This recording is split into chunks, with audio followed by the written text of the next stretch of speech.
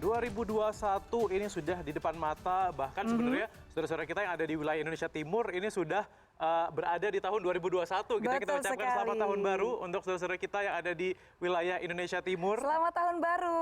Happy New Year Happy gitu New Year, ya. betul Nah, sekali. tapi tentunya di tengah tahun baru ini ya, di tengah kondisi pandemi yang masih ada di sekitar kita saat ini, tentunya harapan baru pun muncul dengan adanya vaksin COVID-19. Ya. Lantas seperti apa sebenarnya proyeksi ke depan dan juga bagaimana perubahan perilaku masyarakat di tahun 2021 mendatang? Nah, untuk membahasnya ini kita sudah terhubung dengan Bapak Ahmad Utomo, ahli biologi molekuler. Halo Pak Ahmad, apa kabar? Selamat malam Pak. Halo, apa kabar? Malam, Baik, Pak. Alhamdulillah. Baik, alhamdulillah. Nah Pak Ahmad, ini 2020 kita dihentakkan begitu. Seluruh dunia ini tersentak dengan adanya pandemi COVID-19. Lantas bagaimana nih Pak proyeksi Anda ke depannya terkait situasi pandemi ini secara keseluruhan, mengingat sekarang kita masih berada dalam situasi pandemi ini, Pak Ahmad? Ya, insya Allah kalau kita lihat pandemi ini akan berakhir ya.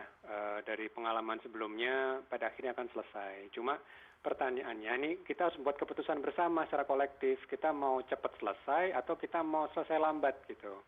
Jadi ini tergantung sama manusianya. Karena ini kan dari sisi penularan kita sudah tahu ya bagaimana itu virus menular. Dia nggak punya sayap, Mbak Anissa. Dia sangat tergantung sama kedekatan antar manusia. Jadi kalau manusianya terlalu deket-deket, nggak pakai masker, ya tidak cuci tangan, ya buat virus itu udah kesempatan emas. Nah, mestinya jangan kasih kesempatan ke virus ya. Itu kuncinya di situ.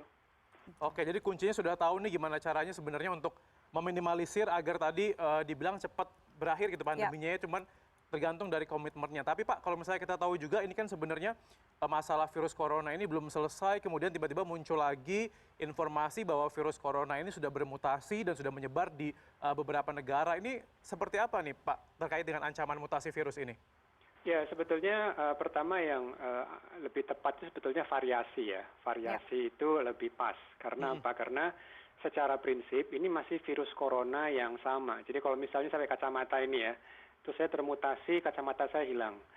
Ini masih Ahmad Utomo, bedanya satu pakai kacamata, satu enggak gitu. Jadi itu yang perlu kita pahami dulu. Nah, masyarakat makanya juga perlu istilahnya memahami ini. Nah, yang mungkin kita khawatirkan, apakah variasi ini misalnya nih membuat penyakitnya lebih ganas misalnya. Jadi yang biasanya tingkat kematiannya katakan 2%, misalnya lagi 20%, misalnya seperti itu. Atau misalnya nanti variasinya bisa tidak lagi dikenali oleh vaksin misalnya. Nah, hal seperti itu yang mungkin kita bisa jadi concern. Nah, hanya saja si virus ini memang berubah. Cuma apakah itu dampaknya, ini para ilmuwan juga terus memantau gitu. Jadi yang penting saat ini karena orangnya masih sama, ya virusnya masih sama, maka penanggulangannya masih juga, yaitu apa? 3M dan dilapis dengan vaksin. Oke. Baik. Nah, Pak Ahmad, ini kalau kita berbicara mengenai virus yang tadi dianalogikan dengan mencopot kacamata begitu ya, sebenarnya masih sama begitu. Apakah kemudian ada protokol kesehatan atau hal-hal yang harus lebih kita perhatikan terkait dengan mutasi virus ini? Karena kan kita saat ini seperti yang Pak Ahmad sampaikan belum mengetahui nih apakah virus ini bagaimana cara bermutasinya dan apa saja efek yang bisa ditimbulkan dari mutasi virus ini, Pak Ahmad. Ya, jadi makanya nanti ada beberapa hal yang masyarakat perlu ketahui tentang virus corona ini ya, yang agak menyusahkan dibandingkan sama SARS. Kalau kita bandingkan dengan SARS, itu lebih mudah karena setiap yang terinfeksi, dia memiliki gejala. Hanya gampang, kita nggak perlu PCR, kita nggak perlu kontak tracing gitu. Ada aja yang bergejala gitu kan. Nah, tapi kalau COVID-19 ini ada fenomena OTG, Mbak Nisa sama. Jadi OTG ini gimana nyarinya? Makanya harus dan kontak telusur. Kalau kita lihat dari pengendalian COVID ini, itu kan ada dua kunci utama ya. 3M, masyarakatnya harus jaga jarak, tidak berkerumun, pakai masker. Dan pemerintah akan agresif dengan 3T-nya, yaitu apa? Tes, trace, dan treat. Tes dan trace ini gunanya untuk mencari OTG ini. Jadi kalau misalnya ada yang positif, segera diisolasi. Nah, nanti kita akan lihat dari kluster yang sudah terisolasi ini, misalnya nih satu pasien atau satu kasus positif dicari 30 kontak erat. Kita bisa mengatakan ini bermenular sangat lebih cepat nih, kalau bisa ada variasi yang menular lebih cepat. Kalau ternyata biasanya nih orang terinfeksi dalam rumah ada 5 orang, orang yang kena juga misalnya cuma satu lagi, berarti kan cuma 2 dari 5. Tapi kalau misalnya nih kasus positif kontak erat, 5-nya kena semua. Nah ini bisa menunjukkan satu hal, kayaknya virusnya agak sedikit beda gitu, karena dia lebih mudah menular ya seperti itu. Nah inilah pentingnya kita selalu harus lihat apa yang disebut dari data kontak telusur. Nah sayangnya di Indonesia ini masuk negara yang lemah kontak telusur. Kenapa? Karena ada aib. Orang takut untuk dikontak. Jadi misalnya dia kontak erat tapi nggak mau ngomong gitu kan, nggak mau cerita. Nah ini petugas jadi kesulitan. Bagaimana mentelusurinya gitu. Padahal itu kunci sebetulnya. Karena kan virus ini dia ketika menginfeksi tidak selalu menampakkan gejalanya kan. Nah inilah tantangan kita ke depan. Jadi memang kita perlu kerjasama dengan seluruh pihak. Masyarakat juga paham nih penularannya. Kita bantu pemerintah juga untuk melakukan apa yang disebut dengan kontak erat. Jadi kontak telusur, segera mengenali orang-orang yang itu dan pastinya harus pas. Ya. Jangan misalnya isolasi mandiri tapi masih jalan-jalan ke pasar gitu kan, di belanja keluar. Jangan, isolasi mandiri itu ya di rumah. Nah cuma nanti masyarakat tolong bantu. Jangan dikucilkan. Yang dijaga itu cuma jaraknya aja. Ya, tetap harus lewat telepon. Gitu ya, itu yang masyarakat perlu pahami juga. Ya kemudian Pak Ahmad, ini kan juga tadi sudah diinformasiin kalau misalnya cara penularannya sudah diketahui ya, kemudian juga protokol kesehatannya sudah ada. Nah kemudian sekarang juga ini kita tahu lagi heboh atau lagi rame itu vaksin, soal vaksin. Ini kan sebagian masyarakat sepertinya tuh nganggap kalau vaksin ini tuh memang jawaban terakhir untuk memutus atau menyelesaikan pandemi virus corona. Tapi sebenarnya seperti apa sih peran vaksin, Pak Ahmad? Ya, jadi vaksin itu istilahnya pelengkap. Jadi kalau misalnya kita bayangkan nih, di sebelah kiri saya ini adalah virus, sebelah kanan saya ini adalah orang. Nah, kalau kita bicara 3M, 3M itu yang paling kiri. Kita ingin memastikan orang berjauhan supaya virus tidak bisa lompat. Kalau ternyata lompat, jadi kita akan cari ini di siapa. Nah, tapi kalau ini masih lolos juga, yang terakhir, garda terakhir itu adalah vaksin.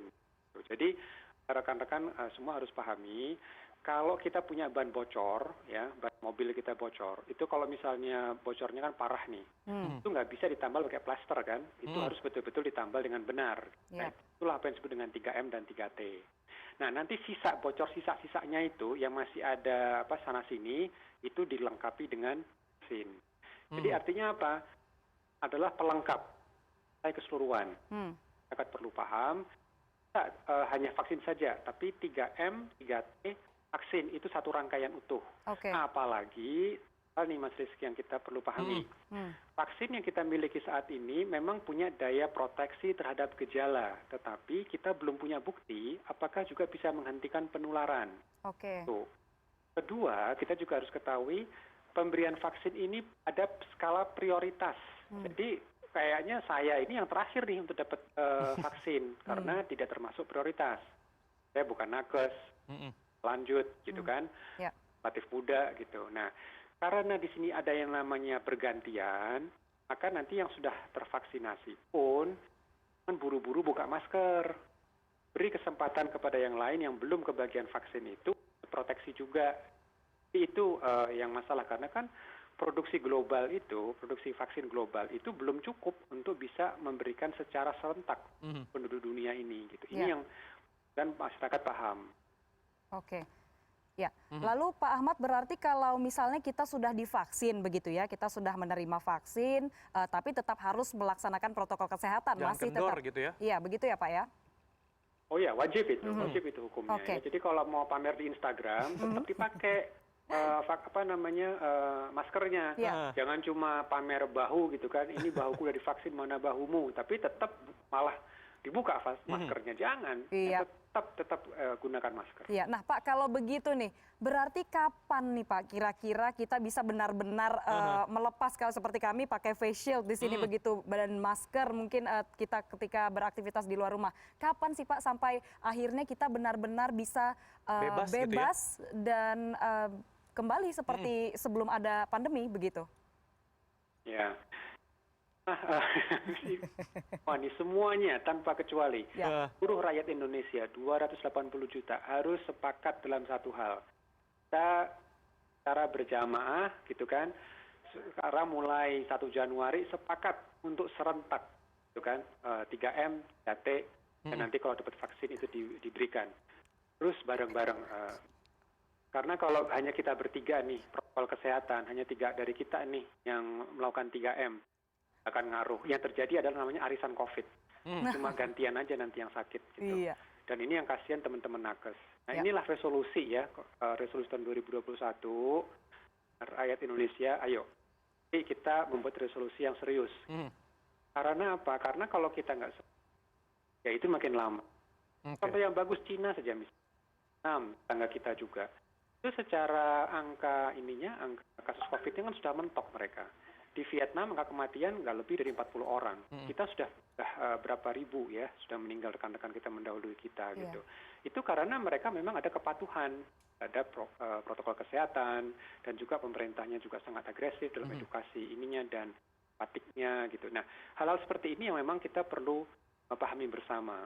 Karena sekali lagi virus tidak punya pilihan, hanya mencari satu hal. Oh, ada nggak reseptornya nih? Reseptor buat saya AC2, dan itu hanya manusia yang miliki yang sangat cocok gitu. Nah, sekarang tergantung manusianya. Kalau kita semua ini sepakat, Allah kita segera selesai. Yap. Selesai itu sekitar bulan April.